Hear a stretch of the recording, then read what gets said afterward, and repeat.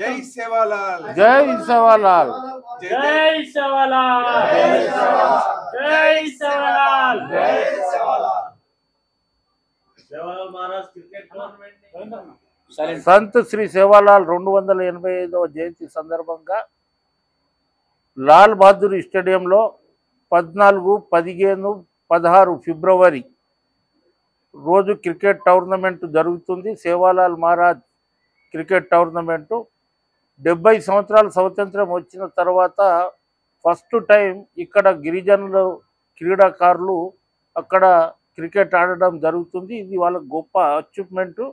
First prize ఏమో 1 లక్ష రూపాయలు, second prize ఏమో 50,000 రూపాయలు పెట్టినాం. ఆంధ్రప్రదేశ్, కర్ణాటక, మహారాష్ట్ర అట్లా తమిళనాడుకి ఎంచి గిట్ట కొన్ని టీంలు వస్తున్నాయి.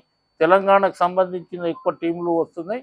అందరూ ఈ మ్యాచ్ని చూసి ఆనందించి మరియు క్రీడాకారులకు ప్రోత్సహించి ప్రభుత్వంపై బాగా ఇచ్చేసి ప్రభుత్వం గిట్ట వారికి సహాయ సహకారాలు అందిస్తే 100% రేపు రంజీలో కానివ్వండి, తర్వాత వచ్చే సంవత్సరం కబడ్డీ కానివ్వండి, ఖోఖో కానివ్వండి, తెలంగాణకు సంబంధించిన వాలీబాల్ కానివ్వండి, క్రికెట్తో సహా ఇవి అన్నీ ఏదైతే తెలంగాణలో ఇంతకుముందు ఆడుతుండేనో పిల్లలు, మనం ఖోఖో కానివ్వండి, కబడ్డీ, వాలీబాల్ ఇవి అన్నీ బ్యాడ్మింటన్ ఇవి అన్నీ కనుమరుగు అవుతున్నాయి రాను రాను. ఈ అన్నీ ఏదైతే పాత పద్ధతిలో ఉందో నెక్స్ట్ ఇయర్ అవి గిట్ట టోర్నమెంట్ పెడతాం.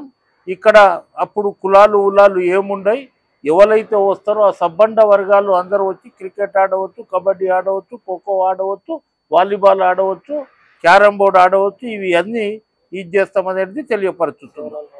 సేవాలాల్ మహారాజ్ జయంతి ఫిబ్రవరి 18వ తేదీ అనుకుంటున్నాం. ముఖ్యమంత్రి గారికి ఇది చేసినాం. ఆయన వస్తే చాలా పెద్ద ఎత్తున మొత్తం స్టేడియం నింపవలసిందిగా విజ్ఞప్తి చేస్తున్నారు.